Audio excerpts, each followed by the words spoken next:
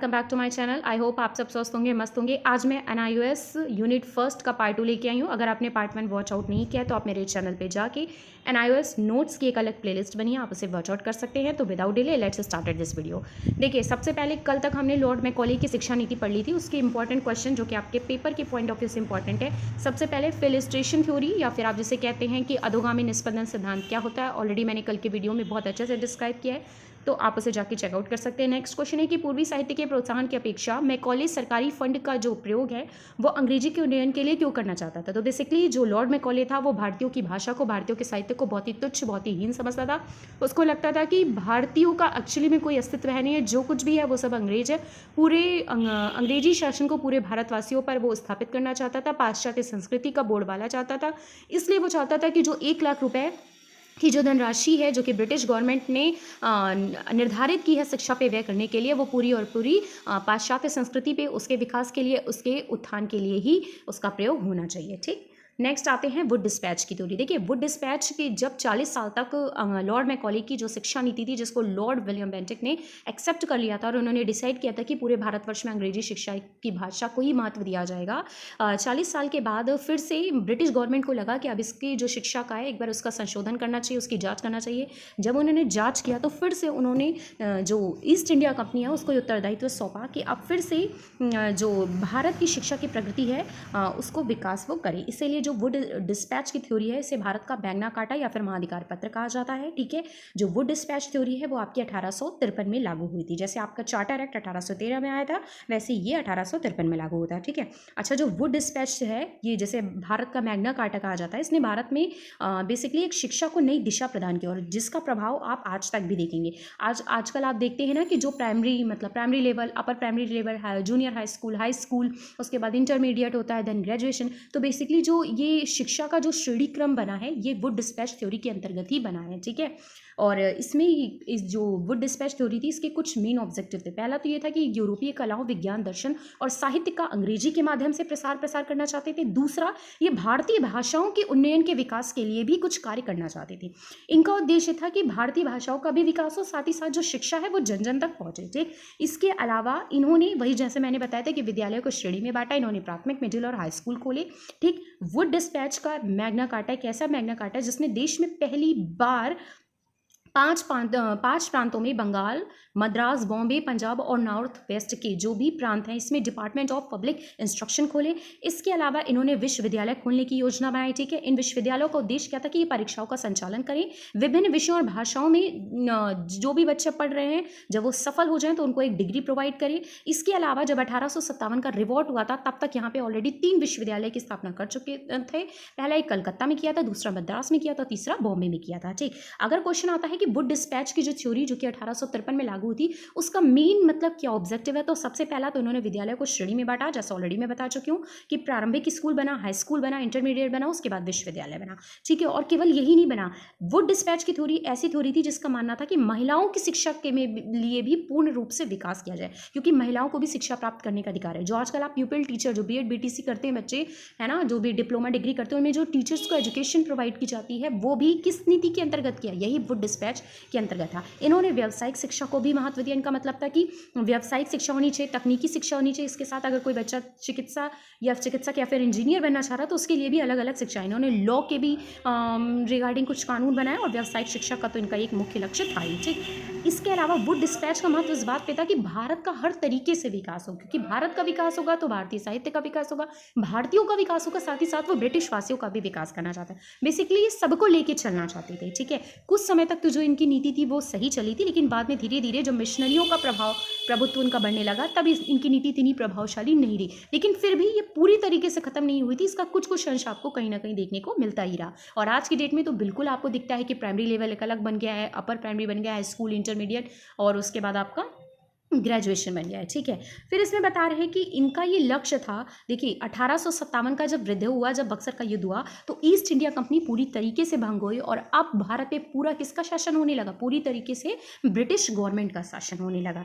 Question आता है कि वुड डिस्पैच की 2 प्रमुख अनुशंसाएं क्या थी, ऑलरेडी मैंने बहुत सी बता दी, लेकिन अगर इंपॉर्टेंट की बात करें तो वही तो पहला इन्होंने श्रेणीगत विश्वविद्यालय की जो स्थापना की थी, जो प्राइमरी, फिर अपर प्राइमरी, फिर हाई स्कूल, फिर इंटरमीडिएट, फिर ग्रेजुएशन। तो पहला तो उनका मेन ऑब्जेक्टिव ये था। दूसरा जो उन्होंने वुमेन के एजुकेशन के लिए किया था। ठीक, क्वेश्चन आता है वर्तमान शिक्षा प्रणाली का कौन सा पक्ष वुड डिस्पैच से सर्वाधिक प्रभावित था? तो सबसे ज़्यादा तो आपका प्रभावित था यही आपका महिलाओं का, जो उन्होंने शिक्षा का योगदान दिया था। दूसरा चिकित्सा के क्षेत्र में, इंजीनियरिंग के क्षेत्र में विधि कानून उन्होंने बनाया था। तो ये सब कुछ क्षेत्र ऐसे थे जो सबसे ज़्यादा प्रभावित हुए थे। ठीक है, इसके बाद इन्होंने फिर से ब्रिटिश गवर्नमेंट ने फिर से शिक्षा में कुछ जांच की, ठीक है, कुछ सुधार किए और फिर उन्होंने 1882 में एक हंटर कमीशन की स्थापना की। हंटर कमीशन में बेसिकली ये बताया गया था कि हाई स्कूल से ही बच्चे की स्ट्रीम जो है वो डिसाइड हो जानी चाहिए कि बच्चे को मतलब किस फील्ड में जाना है, उसे बिजनेस करना, उसे टेक्निकल फील्ड में जाना है, कि उसे आगे अपनी ये मतलब जो पढ़ाई है उसको यूनिवर्सिटी लेवल तक लेके जानी है। तो बेसिकली जो आजकल सिस्टम चल रहा है ना हाई स्कूल में ही स्ट्रीम का चुनाव करने का, ये हंटर कमीशन से है, बाकी इसमें ऐसा कुछ खास नहीं हुआ था। फिर आया विश्वविद्यालय संबंधी आयोग। ये विश्वविद्यालय संबंधी आयोग आपका 1902 में स्टैब्लिश हो गया था। इसमें ये डिसाइड हुआ कि हम विश्वविद्यालय पर जो मतलब बच्चे परीक्षाएं दे, पहली बात तो उनकी परीक्षाएं की जांच बहुत अच्छी तरीके से होनी चाहिए। जैसे ही बच्चा परीक्षा दे ले, अगर उसमें उत्तीर्ण हो जाए तुरंत उसको उसकी डिग्री मिल जानी चाहिए। उस डिग्री को लेके चाहे वो जॉब करे, चाहे वो खुद का अपना व्यवसाय शुरू करे, ये इसमें बेसिकली डिसाइड हुआ था। इसके बाद आपका सेंडलर आयोग आया था। सेंडलर आयोग में ये बताया गया था कि यूनिवर्सिटी लेवल पे जो आप कर रहे हैं वो तो बहुत अच्छा है, लेकिन यूनिवर्सिटी लेवल से पहले भी आपको एक चीज़ करनी है, और वो क्या करनी है कि आपको इंटरमीडिएट से ही बच्चे का जो स्ट्रीम है वो डिसाइड कर देनी है। आपको इंटर लेवल पे ही पढ़ाई को इतना अच्छा बना लेना है कि बच्चा जो एग्ज़ाम दे कि वो वहीं से डिसाइड कर ले कि उसे किस फील्ड में जाना है। ठीक है, तो यहाँ पे बेसिकली 10+2 की जो एक व्यवस्था थी उसका बीज यहीं से बो दिया गया, ताकि बच्चा जब 12th लेवल में ही सीरियस हो जाएगा तो ग्रेजुएशन करते करते उसकी जो पूरी स्किल है वो डेवलप हो जाएगी और फिर उसे बेरोजगारी का सामना नहीं करना पड़ेगा, क्योंकि उस टाइम पीरियड में बेरोजगारी एक बहुत विकराल रूप पूरी तरीके से ले चुका था। ठीक है, फिर आपकी हार्टक समिति आई थी। जो हार्टक समिति आई थी वो अगेन आपकी 1929 में आई थी। ठीक, इसमें बताया गया कि इंटर लेवल पे जो आप कर रहे हैं वो तो सही है, लेकिन बच्चे की जो एक बेसिक बनती है, जो नींव बनती है, वो मैट्रिकुलेशन मतलब 10th से ही बनती है। इसलिए बच्चों को 10th पे ही बहुत ज़्यादा ध्यान देना चाहिए, उनकी परीक्षाएं सही से होनी चाहिए, उनको व्यावसायिक शिक्षा, उनको तकनीकी शिक्षा, ठीक है, और उनको जो उनकी व्यक्तिगत संबंधी या औद्योगिक विद्यालय में जो भी उनको शिक्षाएँ दी जा रही वो इस कदर दी जानी चाहिए कि वो बच्चों के वास्तविक जीवन से भी संबंधित हो। ठीक, हार्टक समिति में ये डिसाइड हो गया था। इसके बाद आपकी सप्रो समिति आई थी। सप्रो समिति जो कि आपकी 1934 में आई थी, जो कि हमने पहले ही बता दिया कि इस टाइम बेरोजगारी बहुत ज़्यादा व्याप्ति थी, तो बेसिकली बेरोजगारी को दूर करने के लिए ये डिसाइड किया गया कि ठीक है आप इंटर लेवल पे सही कर रहे हैं, आप ग्रेजुएशन लेवल पे सही करें, आप हाई स्कूल लेवल पे सही करें, लेकिन जो बच्चे की नींव बनती है वो बच्चे की नींव कहाँ से बनती है, माध्यमिक स्तर से ही बनती है। इसलिए इन्होंने डिसाइड किया कि जो माध्यमिक स्तर से ही बच्चे को व्यावसायिक शिक्षा प्रदान की जाए, और उसके बाद जब वो विश्वविद्यालय पास कर लेगा तो 3 वर्ष का पहले तो उन्होंने विश्वविद्यालय को कर दिया, और जैसे ही विश्वविद्यालय पास कर लेगा तो वो इस योग्य हो जाएगा कि स्वयं आत्मनिर्भर बन सके। क्योंकि अगर आपने ग्रेजुएशन लेवल पे ठीक किया, आपने इंटर लेवल पे ठीक किया, आपने हाई स्कूल लेवल पे ठीक किया, लेकिन अगर आपने बेसिक ही उसका क्लियर नहीं किया तो बच्चा क्या होगा, केवल एक बुकिश नॉलेज रखेगा और जीवन में कभी भी किसी भी व्यवसाय के लिए तत्पर नहीं हो पाएगा। ठीक है, इसके बाद आपका अबॉर्ड वुड प्रतिवेदन रिपोर्ट आया था। बेसिकली ये जो आपकी रिपोर्ट पारित हुई थी 1935 के प्रस्ताव से पारित हुई थी। इसमें 2 विशेषज्ञों ने सलाह किया था और उसके बाद ये रिपोर्ट निकाली थी। एक अबार्ड थे और एक वुड थे, इसलिए इसे अबार्ड वुड प्रतिवेदन के नाम से जाना जाता है। इसने एक शिक्षा के क्षेत्र में एक नया ही क्रांति उत्पन्न की थी। ठीक है, इसमें यह डिसाइड हुआ कि अब बच्चों को तकनीकी शिक्षा भी दी जाए, जिसे पॉलिटेक्निक का नाम दिया गया। आजकल पॉलिटेक्निक सभी जानते हैं। इसमें क्या होता है, पॉलिटेक्निक में हम लोग तकनीकी शिक्षा देते हैं, व्यापारिक शिक्षा देते हैं और कृषि संबंधी शिक्षा, और ये सब जो कार्यक्रम है ना वो हाई स्कूल से ही स्टार्ट कर दिए जाते हैं। लास्ट आपकी समिति आई थी जाकिर हुसैन समिति, जिसे आप वर्धा आयोग के नाम से जानते हैं, वर्धा कमीशन के नाम से जानते हैं, वर्धा स्कीम के नाम से जानते हैं, या फिर बेसिक शिक्षा के नाम से जानते हैं। और इस बेसिक शिक्षा का पूरा रूप से श्रेय महात्मा गांधी को जाता है। ये जो आपकी समिति है वो पारित हुई थी 1937 में पारित हुई थी। ठीक है, इसमें महात्मा गांधी बेसिकली चाहते थे कि राष्ट्रीय स्तर पर सभी बच्चों को 7 वर्ष तक निःशुल्क और अनिवार्य शिक्षा जो है वो उनकी मातृभाषा में दी जाए। जैसा कि आपको पता आर्टिकल जो 45 है उसमें पहले ही बताया गया है कि 6 से लेकर 14 साल तक के जितने भी बच्चे हैं सभी को निःशुल्क एवं अनिवार्य शिक्षा दी जाए। लेकिन महात्मा गांधी का ये मानना था कि 7 वर्ष तक तो बिल्कुल हर हालत में जो शिक्षा है वो उनको उनकी मदर टंग में ही दी जानी चाहिए, और जहां तक संभव हो जो भी प्रशिक्षण है वो उनको उनके परिवेश के आधार पर ही दिया जाए, क्योंकि जब उनको उनके परिवेश के आधार पर प्रशिक्षण दिया जाएगा तो उनको लगेगा घर जैसा माहौल है और वो इस चीज़ को जल्दी सीख लेंगे। ठीक है, है। तो और ये रिपोर्ट जो है वो दिसंबर 1937 में प्रस्तुत कर दी गई थी। ठीक, इसके कुछ इंपॉर्टेंट पॉइंट्स जो आपके क्वेश्चन के पॉइंट ऑफ व्यू से इंपॉर्टेंट है कि पहला तो जो इनका मतलब था कि जो शिक्षा है वो बेसिक शिल्प कला से समेकित हुए समवाय विधि द्वारा मतलब देनी चाहिए। समवाय विधि मतलब जिसमें वर्क बेस्ड आप एजुकेशन दो, ठीक है, वही आपका लर्निंग बाय डूइंग जिसे आप कह सकते हो, उस प्रकार से शिक्षा देनी चाहिए। दूसरा, इनका मतलब था कि अगर बालक शिक्षा प्राप्त कर रहा है तो जैसे ही वो हाई स्कूल कंप्लीट करे, इंटर कंप्लीट करे या ग्रेजुएशन कंप्लीट करे, वो इस योग्य होना चाहिए कि वो खुद की जीविकोपार्जन कर सके। क्योंकि जैसा कि आपको पता है उस टाइम गरीबी इतनी ज़्यादा थी कि ज़रूरी नहीं था कि हर बच्चा जो है वो यूनिवर्सिटी लेवल तक पढ़ सके, ज़रूरी नहीं था कि हर बच्चा इंटर लेवल तक कर सके। तो इनका मतलब था कि आप जिस लेवल पर भी बच्चा एजुकेशन को प्राप्त कर रहा है, जब उसके बाद अगर उसकी शिक्षा किसी भी कारण से बंद भी हो जाए तो बच्चा इस योग्य होना चाहिए कि वो स्वावलंबी बन सके, जीविकोपार्जन का निर्वाह स्वयं कर सके। इसीलिए जितनी समितियां बनी थी उसमें यही डिसाइड हुआ कि व्यावसायिक शिक्षा, तकनीकी शिक्षा, वाणिज्य शिक्षा या फिर विश्वविद्यालय संबंधी शिक्षा जो है वो बच्चों को शुरू से ही दी जाए, मतलब माध्यमिक स्तर से ही लेके पूरे विश्वविद्यालय तक दी जाए, ताकि किसी भी स्तर पे अगर बच्चा अपनी शिक्षा को बीच में रोकता है तो उससे दूसरों पर निर्भर ना रहना पड़े। ठीक है, वही चीज थर्ड पॉइंट में भी बताया है कि जीवन में हाथ द्वारा किए गए कार्य से कमाना सीखना चाहिए, मतलब खुद से अर्निंग करके बच्चा जो है वो अपना जीविकोपार्जन कर सके।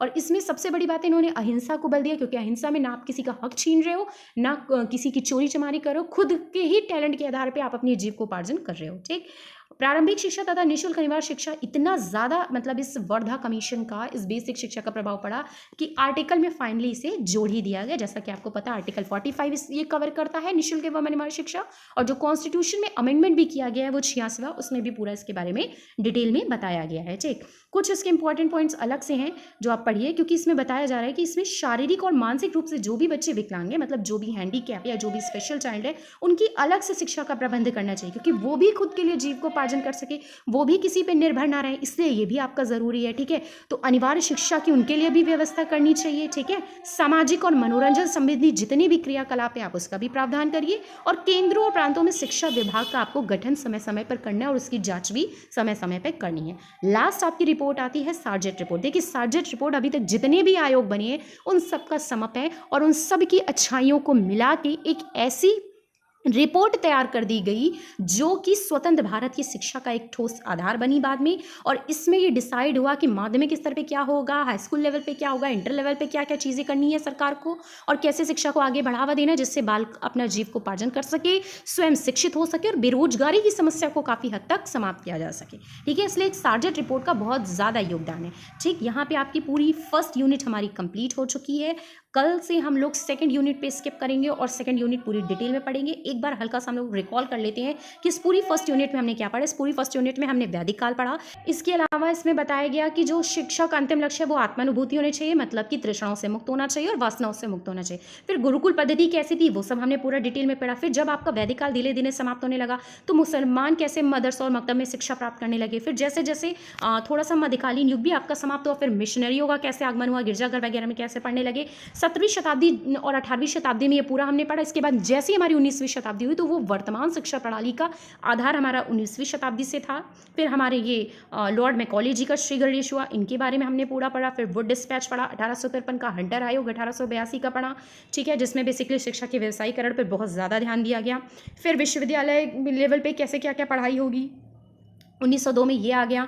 फिर हमारा हार्टक समिति आ गया, हमारी सैंडलर समिति जिसमें इंटरमीडिएट की बात हो गई थी जो कि आपके 1917 में आई। हार्टक समिति जो कि 1929 में आई। फिर आपका ये अबार्ट वुड प्रतिवेदन आया जो कि ऑलरेडी आपका 1935 में आ गया था। फिर आपकी जाकिर हुसैन समिति ये आपकी 1937 में आई थी, जिसे वर्धा कमीशन के नाम से जाना जाता है। तो ये पूरा हमने यूनिट वाइज पढ़ा। और ये जो लास्ट में आपकी एक समिति आई थी जिसे आप सार्जेंट रिपोर्ट कहते हैं, ये एक ऐसी स्कीम थी जिसमें शिक्षा के सभी पक्षों पर चर्चा की गई थी और स्वतंत्र भारत की शिक्षा के लिए जो एक सोचने का मार्ग प्रशस्त किया था वो इसी सार्जेंट रिपोर्ट ने की थी। फाइनली यूनिट फर्स्ट हमारी कंप्लीट हो गई। इसके अलावा इसमें कुछ भी इंपॉर्टेंट है नहीं। इसमें ये क्वेश्चन ये देख लेते हैं, इसमें ये बता रहे हैं कि अगर आप प्राचीन काल के कुछ टीचर से सीखना चाहती हैं तो कौन कौन से गुण आपको एक्सेप्ट करना चाहिए और क्यों करना चाहिए, उसके रीज़न भी आपको बताने। दूसरा कि अगर आप किसी भी प्राइमरी स्कूल में जाएं तो आप देखें कि वहाँ पे क्या क्या कमियां हैं और वहाँ के पेरेंट्स से बात करें कि अगर आप क्या क्या चीज़ चाहते हैं प्राइमरी स्कूल में सुधार करने के लिए। बस ये क्वेश्चन कंप्लीट। कल से हम लोग यूनिट सेकंड पढ़ेंगे। उम्मीद करती हूँ वीडियो पसंद आएगा। वीडियो पसंद आएगा तो इससे शेयर ज़रूर करिएगा। Thank you to all for watching this.